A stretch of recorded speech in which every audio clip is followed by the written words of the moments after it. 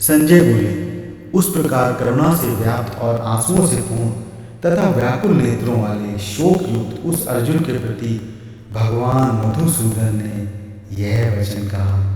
श्री भगवान बोले, हे अर्जुन, तुझे इस असमय में यह मोह किस हेतु से प्राप्त हुआ? क्योंकि ना तो यह श्रेष्ठ पुरुषों द्वारा आचरित है, न स्वर्ग को देने वाला है और न कीर्ति को करने वाला ही है। इसलिए हे अर्जुन, नपुंसकता को मत प्राप्त हो, तुझमें यह उचित नहीं जान पड़ती। हे परम तप, हृदय की तुच्छ दुर्बलता को त्याग कर युद्ध के लिए खड़ा हो जा। अर्जुन बोले, हे मधुसूदन, मैं रणभूमि में किस प्रकार बाणों से भीष्म पितामह और द्रोणाचार्य के विरुद्ध लड़ूंगा? क्योंकि हे हरिसूदन, वे दोनों ही पूजनीय हैं। इसलिए इन महान भाव गुरुजनों को न मारकर मैं इस लोक में भिक्षा का अन्न भी खाना कल्याणकारक समझता हूँ। क्योंकि गुरुजनों को मारकर भी इस लोक में रुधिर से सने हुए अर्थ और काम रूप भोगों को ही तो भोगूंगा मैं। हम यह भी नहीं जानते कि हमारे लिए युद्ध करना और ना करना इन दोनों में से कौन सा श्रेष्ठ है, अथवा यह भी नहीं जानते कि उन्हें हम जीतेंगे या हमको वो जीतेंगे। और जिनको मारकर हम जीना भी नहीं चाहते, वे ही हमारे आत्मीय धृतराष्ट्र के पुत्र हमारे मुकाबले में खड़े हैं। इसलिए कायरता रूप दोष से उपहत हुए स्वभाव वाला तथा धर्म के विषय में मोहित चित्त हुआ मैं आपसे पूछता हूँ कि जो साधन निश्चित कल्याणकारक हो वह मेरे लिए कहिए, क्योंकि मैं आपका शिष्य हूँ। इसलिए आपके शरण हुए मुझको शिक्षा दीजिए। क्योंकि भूमि में निष्कंटक धन धन्य संपन्न राज्य को और देवताओं के स्वामी पने को प्राप्त होकर भी मैं उस उपाय को नहीं देखता हूँ जो मेरी इंद्रियों के सुखाने वाले शोक को दूर कर सके।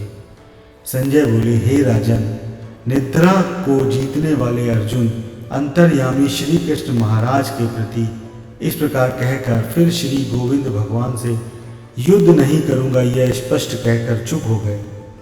हे भरतवंशी धृतराष्ट्र, अंतर्यामी श्री कृष्ण महाराज दोनों सेनाओं के बीच में शोक करते हुए उस अर्जुन को हंसते हुए ये वचन बोले।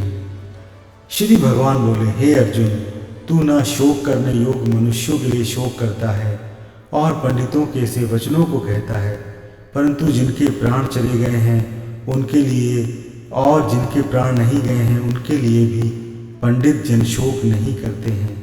ना तो ऐसा ही है कि मैं किसी काल में नहीं था, तू नहीं था, अथवा ये राजा लोग नहीं थे, और ना ऐसा ही है कि इससे आगे हम सब नहीं रहेंगे।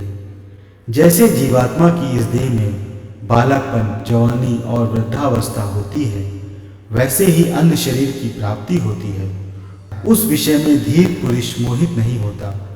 हे कुंती पुत्र, सर्दी गर्मी और सुख दुख को देने वाले इंद्रिय और विषयों के संयोग तो उत्पत्ति विनाशशील और अनित्य हैं। इसलिए हे भारत, उनको तू सहन कर, क्योंकि हे पुरुष श्रेष्ठ, दुख सुख को समान समझने वाले जिस धीर पुरुष को ये इंद्रिय और विषयों के संयोग व्याकुल नहीं करते वह मोक्ष के योग्य होता है।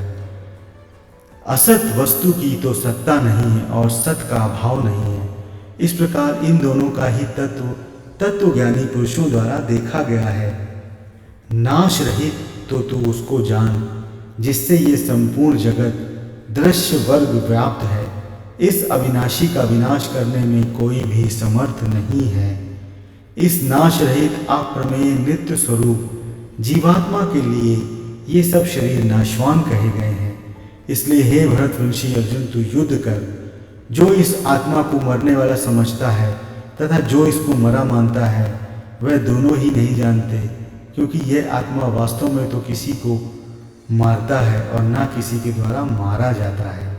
यह आत्मा किसी काल में भी ना तो जन्मता है और ना मरता है तथा ना यह उत्पन्न होकर फिर होने वाला ही है, क्योंकि यह अजन्मा नित्य सनातन और पुरातन है। शरीर के मारे जाने पर भी यह नहीं मारा जाता। हे प्रथापुत्र अर्जुन, जो पुरुष इस आत्मा को नाश रहित नित्य अजन्मा और अव्यय जानता है वह पुरुष कैसे किसी को मरवाता है और कैसे किसको मारता है। जैसे मनुष्य पुराने वस्त्रों को त्याग कर दूसरे नए वस्त्रों को ग्रहण करता है, वैसे ही जीवात्मा पुराने शरीरों को त्याग कर दूसरे नए शरीरों को प्राप्त करती है। इस आत्मा को शस्त्र नहीं काट सकते, इसको आग नहीं जला सकती, इसको जल नहीं गला सकता और वायु इसको नहीं सुखा सकती, क्योंकि यह आत्मा अच्छेद्य है और आत्मा अधाम, अक्लेद्य और निसंदेह अशोष्य है तथा यह आत्मा नित्य, सर्वव्यापी, आचल, स्थिर रहने वाला और सनातन है। यह आत्मा अव्यक्त है, यह आत्मा अचिंत्य है और यह आत्मा विकार रहित कहा जाता है। इससे हे अर्जुन, इस आत्मा को उपयुक्त प्रकार से जानकर तू शोक करने योग्य नहीं है, अर्थात तुझे शोक करना उचित नहीं है। किंतु यदि तू इस आत्मा को सदा जन्मने वाला तथा सदा मरने वाला मानता है तो भी हे महाभाव, तू इस प्रकार शोक करने के योग्य नहीं है, क्योंकि इस मान्यता के अनुसार जन्मे हुए की मृत्यु निश्चित है और मरे हुए का जन्म निश्चित है। इससे भी इस बिना उपाय वाले विषय में तू शोक करने को योग्य नहीं है। हे अर्जुन, संपूर्ण प्राणी जन्म से पहले आप प्रकट थे और मरने के बाद भी आप प्रकट हो जाने वाले हैं। केवल बीच में ही प्रकट है, फिर ऐसी स्थिति में क्या शोक करना है। कोई एक महापुरुष ही इस आत्मा को आश्चर्य की भांति देखता है और वैसे ही दूसरा कोई महापुरुष ही इसके तत्व का आश्चर्य की भांति वर्णन करता है तथा दूसरा कोई अधिकारी पुरुष ही इसे आश्चर्य की भांति सुनता है और कोई कोई तो सुनकर भी इसको नहीं जानता। हे अर्जुन, यह आत्मा सबके शरीर में सदा ही अवध्य है। इस कारण संपूर्ण प्राणियों के लिए तू शोक करने के योग्य नहीं है तथा अपने धर्म को देखकर भी तू भय करने योग्य नहीं है, अर्थात तुझे भय नहीं करना चाहिए, क्योंकि क्षत्रिय के लिए धर्मयुक्त युद्ध से बढ़कर दूसरा कोई कल्याणकारी कर्तव्य नहीं है। हे पार्थ, अपने आप प्राप्त हुए और खुले हुए स्वर्ग के द्वार रूप इस प्रकार के युद्ध को भाग्यवान क्षत्रिय लोग ही पाते हैं। किंतु यदि तू इस धर्मयुक्त युद्ध को नहीं करेगा तो स्वधर्म और कीर्ति को खोकर पाप को प्राप्त होगा तथा सब लोग तेरी बहुत काल तक रहने वाली अपकीर्ति का भी कथन करेंगे और माननीय पुरुष के लिए अपकीर्ति मरण से बढ़कर है और जिनकी दृष्टि में तू पहले बहुत सम्मानित होकर अब लघुता को प्राप्त होगा, वे महारथी लोग तुझे भय के कारण युद्ध से हटा हुआ मानेंगे। तेरी वैरी लोग तेरे सामर्थ्य की निंदा करते हुए तुझे बहुत से ना कहने योग्य वचन भी कहेंगे। उससे अधिक दुख और क्या होगा। या तो तू युद्ध में मारा जाकर स्वर्ग को प्राप्त होगा अथवा संग्राम में जीतकर पृथ्वी का राज भोगेगा। इस कारण हे अर्जुन, तू युद्ध के लिए निश्चय कर खड़ा हो जा। जय पराजय, लाभ हानि, सुख दुख को समान समझकर उसके बाद युद्ध के लिए तैयार हो जा। इस प्रकार युद्ध करने से तू पाप को नहीं प्राप्त होगा। हे पार्थ, यह बुद्धि तेरे लिए ज्ञान योग के विषय में कही गई है और अब तू इसको कर्म योग के विषय में सुन।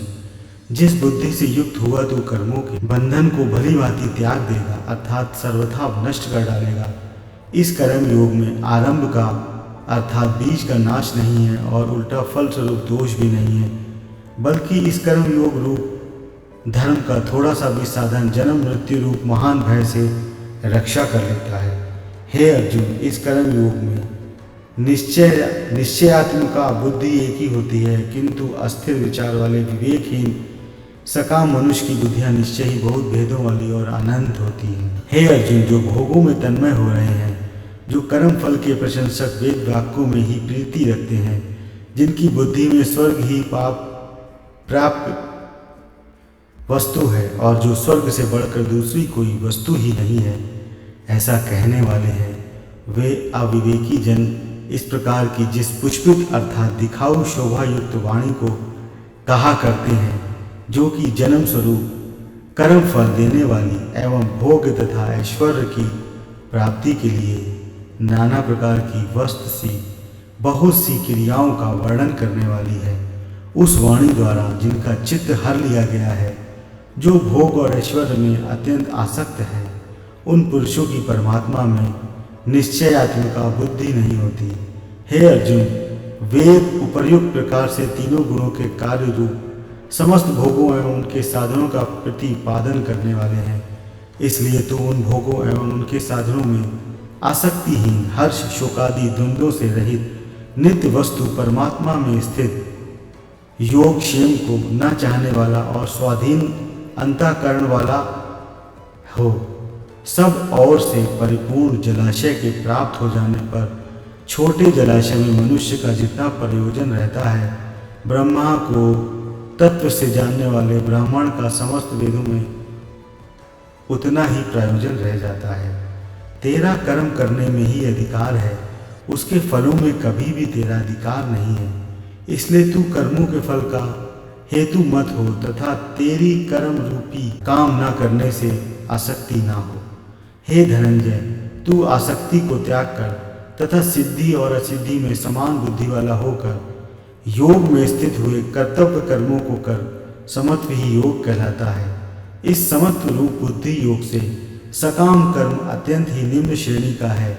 इसलिए हे धनंजय, तू समबुद्धि में ही रक्षा का उपाय ढूंढ, अर्थात बुद्धि योग का ही आश्रय ग्रहण कर, क्योंकि फल के हेतु बनने वाले अत्यंत दीन हैं। समबुद्धि युक्त पुरुष पुण्य और पाप दोनों का इस लोक में त्याग देता है, अर्थात उनसे मुक्त हो जाता है। इससे तू समत्व रूप योग में लग जा। यह समत्व रूप योग ही कर्मों में कुशलता है, अर्थात कर्म बंधन से छूटने का उपाय है। क्योंकि समबुद्धि से युक्त ज्ञानी जिन कर्मों से उत्पन्न होने वाले फल को त्याग कर जन्म रूपी बंधन से मुक्त हो निर्विकार परम पद को प्राप्त हो जाते हैं। जिस काल में तेरी बुद्धि मोह रूप दलदल को भली भांति पार कर जाएगी, उस समय तू सुने हुए और सुनने में आने वाले इस लोक और परलोक संबंधी सभी भोगों में आने वाले इस लोक और परलोक संबंधी सभी भोगों से वैराग को प्राप्त हो जाएगा।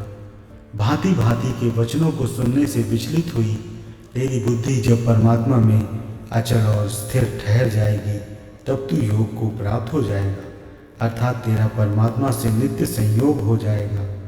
अर्जुन बोले, हे केशव, समाधि में स्थित परमात्मा को प्राप्त हुए स्थिर बुद्धि पुरुष का क्या लक्षण है? वह स्थिर बुद्धि पुरुष कैसे बोलता है, कैसे बैठता है और कैसे चलता है?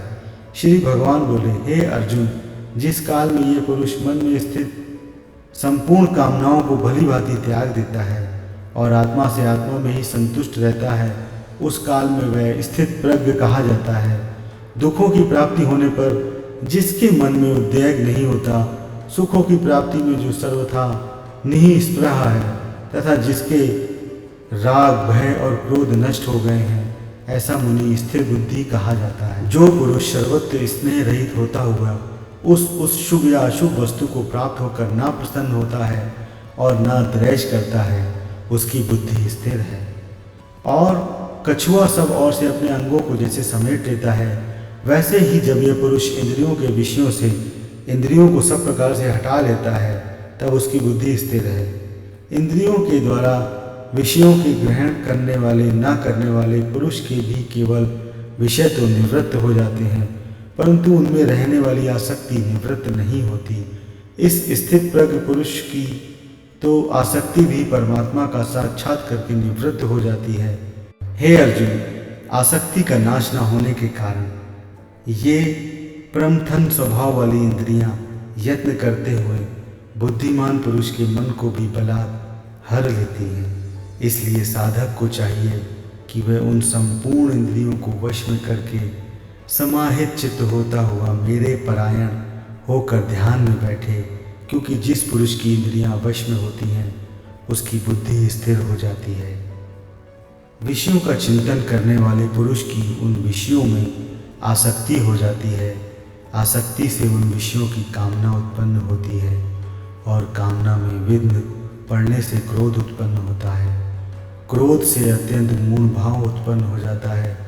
मूढ़ भाव से स्मृति में भ्रम हो जाता है। स्मृति में भ्रम हो जाने से बुद्धि अर्थात ज्ञान शक्ति का नाश हो जाता है और बुद्धि का नाश हो जाने से ये पुरुष अपनी स्थिति से गिर जाता है। परंतु अपने अधीन किए हुए अंतःकरण वाला साधक अपने वश में की हुई राग द्वेष रहित इंद्रियों द्वारा विषयों में विचरण करता हुआ अंतःकरण की प्रसन्नता को प्राप्त होता है। अंतःकरण की प्रसन्नता होने पर इसके संपूर्ण दुखों का अभाव हो जाता है और उस प्रसन्न चित्त कर्म योगी की बुद्धि शीघ्र ही सब ओर से हटकर एक परमात्मा में ही भली भांति स्थिर हो जाती है। न जीते हुए मन और इंद्रियों वाले पुरुष में निश्चयात्मिका बुद्धि नहीं होती और उस अयुक्त मनुष्य के अंतःकरण में भावना भी नहीं होती तथा भावना ही मनुष्य को शांति नहीं मिलती और शांति रहित मनुष्य को सुख कैसे मिल सकता है। क्योंकि जैसे जल में चलने वाली नाव को वायु हर लेती है, वैसे ही विश्व में विचरती हुई इंद्रियों में से मन जिस इंद्रिय के साथ रहता है वह एक ही इंद्रिय इस अयुक्त पुरुष की बुद्धि को हर लेती है। इसलिए हे महाबाहो, जिस पुरुष की इंद्रियों के विषय से सब प्रकार में ग्रह की गई हैं, उसी की बुद्धि स्थिर है। संपूर्ण प्राणियों के लिए जो रात्रि के समान है, उस नित्य ज्ञान स्वरूप परमानंद की प्राप्ति में स्थित प्रज्ञ योगी जागता है और जिस नाशवान सांसारिक सुख की प्राप्ति में सब प्राणी जागते हैं, परमात्मा के तत्व को जानने वाले मुनि के लिए वह रात्रि के समान है। जैसे नाना नदियों के जल सब ओर से परिपूर्ण अचल प्रतिष्ठा वाले समुद्र में उसको विचलित न करते हुए ही समा जाते हैं, वैसे ही सब भोग जिस स्थिर प्रज्ञ पुरुष में किसी प्रकार का विकार उत्पन्न किए बिना ही समा जाते हैं, वही पुरुष परम शांति को प्राप्त होता है, भोगों को चाहने वाला नहीं, अहंकार रहित और स्पृहार रहित हुआ विचरता है, वही शांति को प्राप्त होता है, अर्थात वह शांति को प्राप्त है। हे अर्जुन, यह ब्रह्म को प्राप्त हुए पुरुष की स्थिति है। इसको प्राप्त कर योगी कभी मोहित नहीं होता और अंतकाल में भी इस ब्राह्मी स्थिति में स्थित होकर ब्रह्मानंद को प्राप्त हो जाता है। ओम तत्सदिति श्रीमद् भागवत गीतासु निषत्सु ब्रह्म विद्यायां योग शास्त्रे श्री कृष्ण अर्जुन संवादे सांख्य योगे नाम द्वितीयोऽध्याय।